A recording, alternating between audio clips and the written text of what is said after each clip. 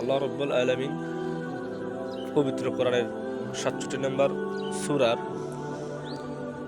২ নম্বর আয়াতে, সূরা মুলকের ২ নম্বর আয়াতে আল্লাহ রাব্বুল আলামিন ইরশাদ করেছেন, আল্লাযী খালাকাল মাউতা ওয়াল হায়াতা লিয়াবলুয়াকুম আইয়ুকুম আহসানু আমালা ওয়া হুয়াল আজিজুল গফুর। আল্লাহ রাব্বুল আলামিন মরণ এবং জীবন সৃষ্টি করেছেন এই জন্যে যে কর্মের দিক থেকে কার উত্তম এটা পরীক্ষা করার জন্য।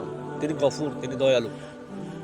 তাহলে আল্লাহ আমাদের যে মরণ এবং জীবন সৃষ্টি করছে কি জন্য? কর্মের দিক থেকে কার উত্তম এটা পরীক্ষা করার জন্য। এই কর্ম বলতে মূলত আল্লাহ রাব্বুল আলামিন বুঝিয়েছেন যে আল্লাহ রাব্বুল আলামিন কোরআনে আমাদেরকে যে গাইডলাইন দিয়েছেন এবং রাসূল সাল্লাল্লাহু আলাইহি ওয়াসাল্লামের যে হাদিসের আলোকে যে রাসূল সাল্লাল্লাহু আমাদেরকে যে বাণীগুলো বলে গিয়েছে, যে হাদিসগুলো বলে গেছে, কোরআন এবং সুন্নাহর আলোকে আমরা কোরআন এবং সুন্নাহর আলোকে আমরা আমাদের জীবনটুকু কতটুকু অতিবাহিত করতে পেরেছি, তার আদেশ এবং নিষেধ কোরআন সুন্নাহর আলোকে কতটুকু পালন করতে পেরেছি, এটাকে মূলত কর্ম হিসেবে আল্লাহ রাব্বুল আলামিন বুঝিয়েছেন। অন্তত পক্ষে আমরা যেন কোরআন সুন্নাহ অনুসরণ করে, নিজের অনুসরণ করে, ওটা ফলো করে আমরা যেন আমাদের জীবনটা অতিবাহিত করে আখিরাতের জিন্দেগিতে, যেন নিজের জীবনটাকে নিজে যেন অন্তত পক্ষে জান্নাতে যেতে পারে। এটার জন্যই আল্লাহ রাব্বুল আলামিন পবিত্র বাণী আমাদেরকে ইন্ডিকেট করে সূরা মুলকের ২ নম্বর আয়াত উল্লেখ করেছেন যে দুনিয়ার জিন্দেগিটা হচ্ছে কি পরীক্ষা, মৃত্যু এবং জীবন এটা সংক্ষিপ্ত একটা সময়। এই জিন্দেগির নির্দিষ্ট একটা শুরু আছে, মৃত্যুর মাধ্যমে শেষ। আর আমাদের দুনিয়ার জিন্দেগিটা হচ্ছে এরকম, কবরের জিন্দেগির তুলনায় সেটা হচ্ছে আমাদের দুনিয়ার জিন্দেগি হচ্ছে দুনিয়ার জিন্দেগিটা হচ্ছে একটা স্বপ্নের মতো। আমাদের ঘুমের ঘরে যে একটা স্বপ্ন দেখি, আর ঘুমের ঘরে স্বপ্ন দেখি যে সময় যে স্বপ্নের বিষয়টা বর্ণনা করা হয়েছে, যে বোঝানো হয়েছে কবরের জিন্দেগিতে যখন আমরা মারা যাব, তখন আমাদেরকে কবরে শাহিত করা হবে।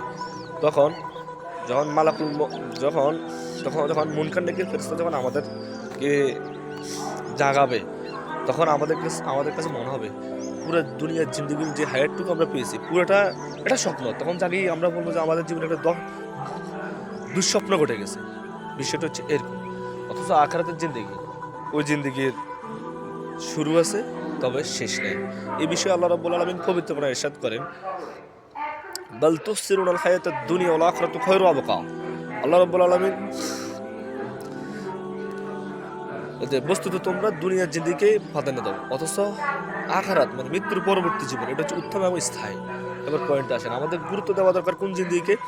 আখিরাতের জিন্দেগি, মানে স্থায়ী জিন্দেগি, যে জিন্দেগি শুরু আছে শেষ নাই। অথচ আমরা গুরুত্ব দিই কোন জিন্দেগিকে? অস্থায়ী জিন্দেগি, যে জিন্দেগি শুরু আছে মৃত্যুর মাধ্যমে শেষ। এবার আসেন আরেকটা বিষয় হচ্ছে মৃত্যুর বিষয়ে আল্লাহ রাব্বুল আলামিন পবিত্র কোরআনে ইরশাদ করেন, কুল্লু নাফসিন যায়িকাতুল মাউত। প্রত্যেকটা প্রাণীকে মৃত্যুর স্বাদ গ্রহণ করিতে হইবে। তাহলে এমন কোনো প্রাণী নেই যারা মৃত্যুবরণ করবে না। তার শুরু আছে, তার শেষও আছে। আবার আমরা তো মারা যাব, এই বিষয়ে আল্লাহ রাব্বুল আলামিন পবিত্র কোরআনে সূরা আল গাশিয়ায় বলছেন, ইন্না ইলাইনা ইয়াবাহুম, নিশ্চয়ই তোমাদের প্রত্যাবর্তন আমার দিকে। কিসের মাধ্যমে? মৃত্যুর মাধ্যমে আমরা প্রত্যাবর্তন করব। কার দিকে? আল্লাহর দিকে। আল্লাহু আকবার। আর একটা বিষয় হচ্ছে আল্লাহ রাব্বুল আলামিন কোরআন শরীফের ৩৬ নম্বর সূরা আল ইয়াসিন, সূরা ইয়াসিনের সর্বশেষ আয়াতে আল্লাহ রাব্বুল আলামিন বলেছেন ফাসুবহানাল্লাযী বিয়াদিহি মালাকুতু কুল্লি শাই ওয়া ইলাইহি তুরজাউন। সে মহান সত্তা যার হাতে রয়েছে সর্বময় সর্ববিষয়ের ক্ষমতা, অতএব তোমাদেরকে তার কাছে ফিরে যেতে হবে। কিসের মাধ্যমে? মৃত্যুর মাধ্যমে আমরা কি করব? আল্লাহর কাছে ফিরে যাব। এটা হচ্ছে বাস্তবতা। আর আরেকটা বিষয় আল্লাহ রাব্বুল আলামিন সম্পদকে কেন্দ্র করে বলেছেন, যেমন আলহাকুমুত তাকাসুর, সূরা তাকাসুরের প্রথম আয়াত, যে প্রাচুর্যের লালসা তোমাদেরকে আখিরাত থেকে গাফেল বানিয়ে দিয়েছে। পরবর্তী আয়াতে আল্লাহ রাব্বুল আলামিন বলেছেন, যতক্ষণ না তোমরা কবরে যাও ততক্ষণ পর্যন্ত তোমাদের কি এই সম্পদের লালসা আকাঙ্ক্ষা শেষ হবে না। রাসূল সাল্লাল্লাহু আলাইহি ওয়াসাল্লামের একটা হাদিস এই বিষয়ে বর্ণনা আছে যে বনি আদমের প্রত্যেককে যদি একটি করে স্বর্ণের পাহাড়ের মালিকই বানিয়ে দেওয়া হয়, তারপরও তারা চাইবে যে আরেকটা স্বর্ণের পাহাড়ের মালিক কীভাবে হওয়া যায়।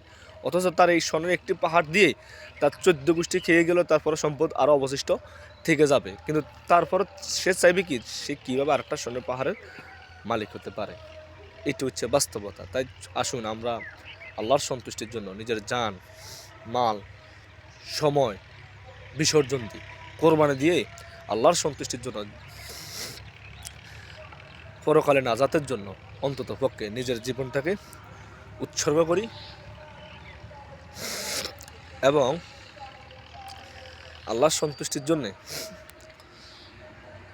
সব কিছু ত্যাগ করে, দুনিয়ার মোহটা ত্যাগ করে, স্বার্থের জগতে একমাত্র আল্লাহ ছাড়া আমাদের সত্যিকার অর্থে আপন বলতে কেউ নেই।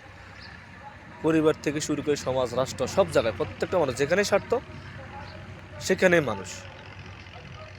আপনি একমাত্র আল্লাহর সন্তুষ্টির জন্য নিজের সময়, জান, মাল ব্যয় করেন, দেখবেন অচিরে আপনি আল্লাহর সন্তুষ্টি অর্জন করতে পারবেন। কিন্তু মানুষের জন্য আপনি মনে করেন 5 বছর টানা করে গেছেন, একদিন একটু বেশি হয়েছে, সে জায়গাত আপনাকে চিনবে না। কিন্তু মহান রব্বুল আলামিন ঠিকই আপনাকে বুঝেন, আপনার অবস্থান অনুযায়ী আপনাকে মূল্যায়ন করেন, আপনাকে বুঝেন, আপনার বিষয়ে তিনি জানেন। কারণ হচ্ছে আল্লাহ রব্বুল আলামিন তো অন্তর খবর জানেন, কার অন্তরে কী কাজ করে। তাই আমরা আল্লাহর সন্তুষ্টির জন্য নিজের জান, মাল সব কিছু কোরবানি করি শুধু আল্লাহর সন্তুষ্টির জন্য। কোনো মানুষের সন্তুষ্টির জন্য আমরা যেন কাজ না করি। আল্লাহর সন্তুষ্টির জন্য নিজের সমস্ত কিছু, সময়, জান, মাল, টাকা পয়সা, ধন সম্পদ সব কিছু ব্যয় করি। ইনশাআল্লাহ আল্লাহ রাব্বুল আলামিন অন্তত পক্ষে আমাকে সহ প্রত্যেকটা মানুষকে এই বিষয়ের উপর আমল করার মতো সেই তৌফিক আল্লাহ রাব্বুল আলামিন দান করুক। আমিন।